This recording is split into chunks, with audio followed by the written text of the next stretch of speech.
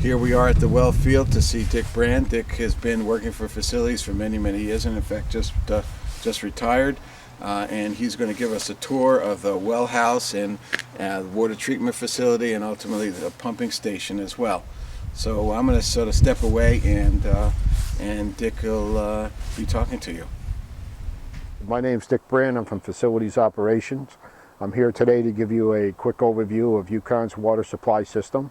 And right now we're at the Willimantic River well field, which is one of UConn's two well fields. We have one at the Fenton River well field, which was constructed in 1926. And this Willimantic River well field you're looking at here was constructed in 1972, put in service in 1974. This is, we're at the location of number 4 well. Each of these wells were permitted for 2.3 million gallons a day out of the well field, but we actually take probably about 1.2 million for this well field out of the 4 wells. This particular well here, we could take up to 500,000 gallons a day, but we could use anywhere from 200 to 400,000 gallons a day, depending on our needs.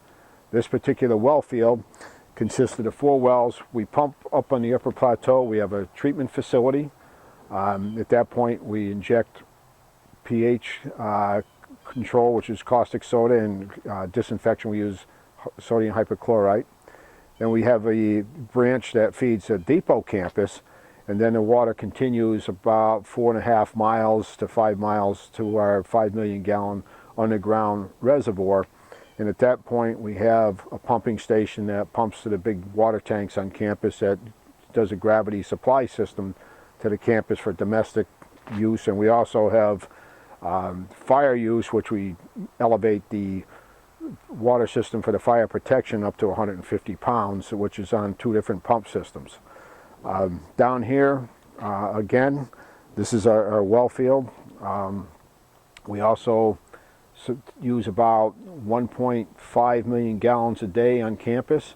And right now, in the last decade, we had an increase of population about 20%, and we reduced our water consumption by about 15% due to public education of water resource, water restricted shower heads, flushometers in the toilets.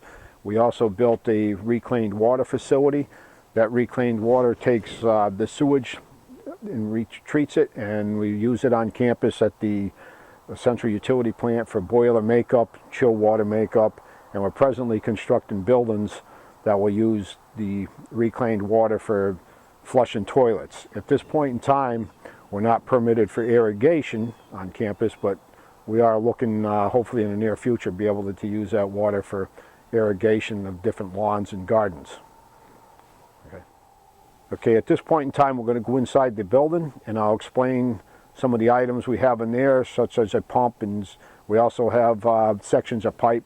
We show you some of the utility issues that we have in a public water supply on the underground piping, and I'll explain a little bit about the well.